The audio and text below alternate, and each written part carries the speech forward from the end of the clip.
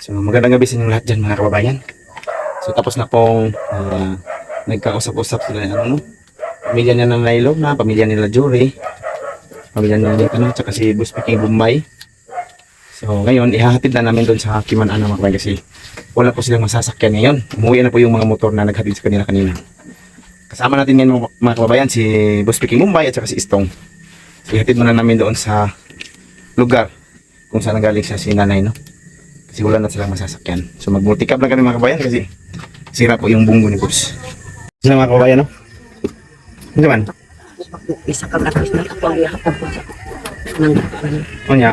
naibot ang iwa may susi. Oh, sige. Isa kang atis na Ay, sige, ito. Wala ko kwarta dili. Wala ko kwarta dili na ba?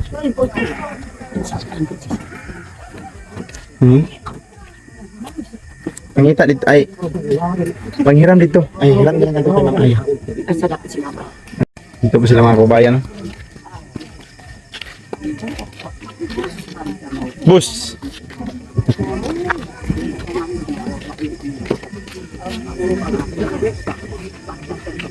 Ngayon mga kababayan ay papunta na kami ng Kiman-Ana, no? So ang kasama ko lang pala ngayon mga kababayan ay si Istong. Si Istong at saka si Jory at saka si Linita. Mamaya kasi babalik pa man sila si Jory at si Linita diyan sa kay Nanay Lorna nga mamayang gabi. Pagkatapos namin ihatid ang mga kamag-anak ni Jory doon sa Kiman-Ana. So dadaanan muna natin si Istong sa kanyang bahay mga kababayan. Please go now. So yun mga kababayan, take 2. Akala namin mga kababayan kanina na play na ni Istong yung camera. Yun pala. Yun pala. Oo. Akalain niyo mga kababayan, ilang kilometro na yung takbo namin, yung salita ko ilang kilometro na. Hindi pala na-play yung video. Nabutan na lang siyang time-lapse ng camera na hindi siya na-play. Kaya nag-off. Kaya nagtaka kami, bakit na-off yung camera? Yun pala. Hindi pala na-play.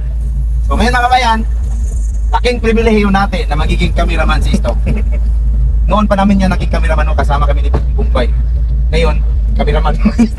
Cameraman pa rin. Cameraman pa rin si Istong. So, ito mga kabayan, no, so malaking pasasalamat ko kay Istong kasi sinamahan niya ako ngayon sa pag-atid ko sa pamilya ni Jory na magiging asawa ni Nita balang araw. Kasi kawawa yung pamilya ni Jory mga kabayan, no. Pumunta sila dito nila, papalik-balik lang yung motor para makuha sila, tapos si Mamaya nagbigay din ng panggas. Nabinigay ng sponsor din. Maraming salamat po, no, sa sponsor, Ma'am Tis. Maraming salamat po sa iyo. So ngayon mga kabayan, ulitin ko, magpapasalamat kay Istong dahil may kasama akong pauwi mamaya. Actually, mayroon akong kasama mamaya si Nenita at saka si Jory. Hindi rin pwede na dito sila. Hindi rin pwede dito sila kasi ang late man na dyan, lugar. So doon talaga sila sa likod. So ako lang mag-isa mamaya. Napakatahimik. So dahil nandito si Istong, so maraming salamat kay Istong. Hindi na lonely. Hindi na lonely yung biyahe natin. Medyo malayo pa yung biyahe natin ngayon. Tapos kawawa yung ano mga kababayan. Yung naghatid kasi sa mga kamag-anak ni Jory, parang umuwi kasi alam nila na wala talagang kain. Wala talagang handa. Di ba nakita mo kanina Istong? Oo. Wala talagang Yun nga sabi ni nanay na merong bigas pero walang ulam. walang ulam mo. Yun nga. Pagdating lang pa lang kanina ng ano, yung si Bae Kiman-Ana. Oo. Sabi niya, hiyang-hiya na talaga kami. Kung sa Tagalog pa, hiyang-hiya na talaga kami. Kasi kahapon sana yung pamamanhikan, pero hindi natuloy dahil sa kanila daw hindi nila kaya. Wala silang ikagastos, tapos wala silang financial para makapunta dito. Yun yung na problema nila kahapon. Tapos ngayon, nakarating man sila dito. Yun nga Problema, yun nga lang, walang. So walang pagkain, no? Pumunta na lang daw sila dito bilang makiusap na kung sakaling tanggapin ang kanilang pakiusap, ito lang yung dala nila, yung may bigas, walang ulam, inutang pa daw yung bugas. na dumating din sila kasi ano. Late Pag, kasi sa tribo kasi kapag nakapag-promise Oo. na sa araw na yun ay pupunta, kapag hindi ka nakapunta, May mas babayaran ka na, no? May violation ka na sa kultura. So, pwede ka nang hingian ng anong dapat. yung nakaraan talaga yung sa old generation sa mga katutubo. Kapag ganun, hihingan ka na ng 2 kabayo, ganun. Sa pamamanikan yun. Oo. Pero sa pangyayari na si Ninita ay dinala doon, malaking ano din yun, di ba? Oh, malaking ano na yan. Hindi man din yun sa mga magulang. Bakit yung anak nila kaya? Kasi kadalasan noon mga kababayan, nalayas yung mga anak nila kung magkakaproblema na ganyan kasi wala man sila ikabigay sa malaking halaga. Tulad ng mga hayop, kabayo, motor, o airgun, yung mga hinihingi ng mga kamag-anak, no? kung sino man yung nagawaan ng mali. Kaya ngayon mga kababayan, nakiusap talaga siya kasi sabi mo niya, kung sa asin lang daw sila, parang tunaw na sila ngayon sa hiya. Sabi ni nanay, sa kawawa talaga. So, mabuti naman si Nanay Lorna, parang nag-iba din ang ihip ng hangin ni Nanay Lorna. Baka naintindihan niya yung sitwasyon. Oo, naintindihan niya kasi naranasan din niya yan hanggang ngayon. No? Kasi akala ko nanay sabi, kapag mag-usap kami ni Nanay Stone, sabi niya, hihingi talaga ako ng mortal. Oh, yun yung ano din niya. Yun yung Ang hingi, pangayoon ako ang mortal sir kabayo. Mumurta yun to. yun din yung sabi niya. Sabi yun sa'yo. Oh. Oh, tapos ngayon, sabi ko ni Nanay kanina, di ko dyan mangayo upisan unsa, ang ako lang pangayo ang maayo batasan. Ang importante mapalastar ang akong anak. Buti at nag-iba yung Nag-iba yung, ano ba, ihip ng hangin ni Nanay. Nag-iba yung pananalita ni Nanay. So, naging mabait si Nanay kanina sa tungkol sa mga hingi, no? Mga dapat hingi niya. Hindi niya ginawa yun. Kasi nakikita niya ang kahirapan ng pamilya rin. kasi si nanay kasi kumbaga na-adapt niya pa yung kultura talaga. Oo, mga old generation ng kultura.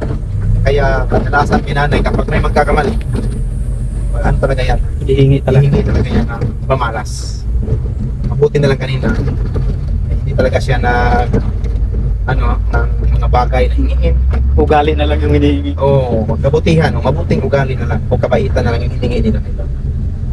Ngayon mga kabayan, abangan nyo po ang aming pagdating sa Kimananaw. So wala na oras. Mga oras din. Oras yan pa?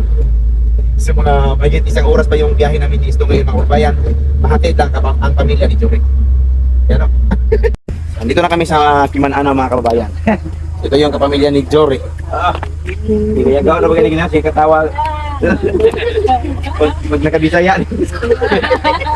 Okay lang. Okay, pagkatawa nila. At least, Sunod na mo? So, kausapin mo na ni Jory yung prop leader. So, andun na sila mga kababayan. No? Andito na tayo sa Kimananaw Integrated School. Yan o. Yan si Ninita at saka si Jory at kasama natin si Istong. So, backing muna tayo mga kababayan no? Sa habang hihintayin natin sila si Jory at si Ninita at saka si Istong. So, buti na mga kababayan no? Kondisyon yung mga gulong natin. Unang flat. Yung hindi lang kondisyon, yung ilong natin kasi flat. Yung gulong natin kondisyon, hindi na flat. Yung ilong lang. Kawawa din naman sila si mga kabayan, no? Sila nanay ni Jory, yung mga kamag-anak ni Jory kasi meron pong iniwan sila kanina dito na pinagbigilan, no? Meron silang kamag-anak na namatay. 4 daw yun, na pero pinuntahan talaga nila yung pamamanikan kasi nahihiya na sila sa pamilya ni Ninita, pamilya ni Nanay Lorna. Kaya kahit kung meron silang mga iniwan na problema dito na mga kamag-anak na namatay, so pinuntahan talaga nila doon sa 26 para masolve na po yung pamamanikan. So wala talaga silang dalang pagkain. So ang importante lang, okay na po yung kanilang mga pag-uusap o mga desisyon na ginawa, mga desisyon ng mga bata. So maghintay muna tayo mga kababayan, no? Pinatay na lang natin yung multi-cab kasi hindi pa nakabalik sila Istong at saka si Ninita kasama si Jory. So hintayin muna natin mga kababayan kung so baka nag-vigil pa yun sila ngayon doon. So maghintay na lang tayo dito. Malayo pa kasi yung nilakad na kababayan doon pa sa ibabaw pangan. Doon sila kababayan.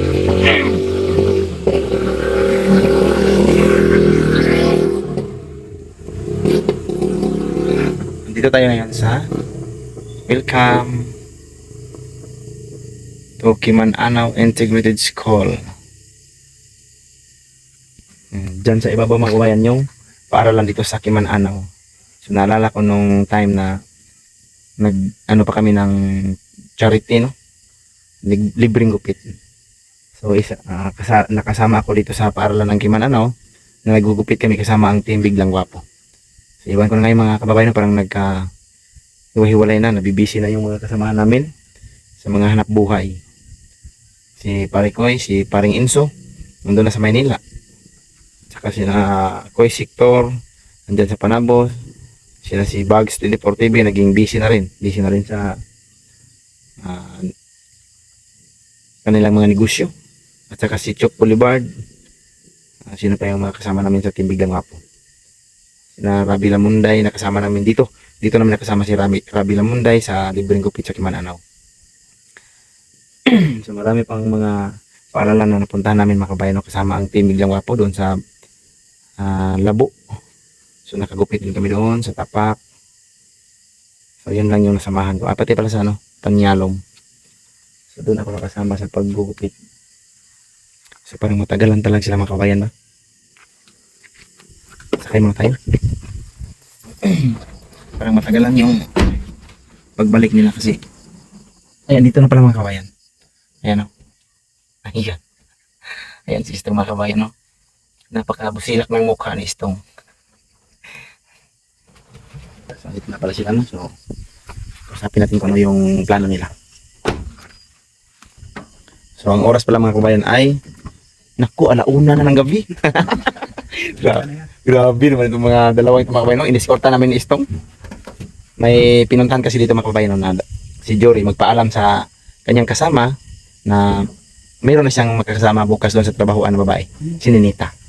So yun na yung pagpaalam niya muna sa kanyang kasama kaso wala. So ang hinguulan ugma na lang. Inaantok na si Jory mga kabayan. Natulog na ka? So ugma na lang ta mukhang sabay lang talaga ugma. Ikaw Nets, sabay ka Nets. Excited. Excited si Ninita. Excited di ba Nets? Ha? Ay, upo. So excited talaga, wala tayong magawa dyan. Ikaw Jory, excited ka dyan? Ay, yan, excited na naman. So yun mga kababayan, biyahe muna kami tawi. Ngayon mga kababayan ay nakarating na kami dito no, galing Kimananaw. So si Istong ay nakababa na din sa kanilang bahay. So, kasama ko ngayon nasa likuran si Jory at saka si Ninita, ang bagong mag-asawa. So, ngayon mga kababayan ay papunta na tayo doon sa sentro. So gabi na. So antok na rin tayo. So maraming salamat sa inyo lahat mga kababayan. Sa inyong suporta palagi sa amin.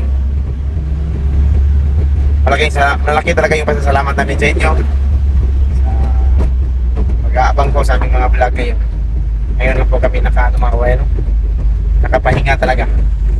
Nakapahinga yung aming mga isipan na talagang na-okay na talaga lahat. Natuloy ng pamamanhikan. So posibleng ma-okay na si Ninita. Hindi na maglalayas-layas pa kasi meron na siyang kasama. So yan lang mga kababayan no. Dito na tayo sa 26. So maraming salamat. Magandang gabi sa inyo lahat dyan. At ingat kayo palagi. Bye bye.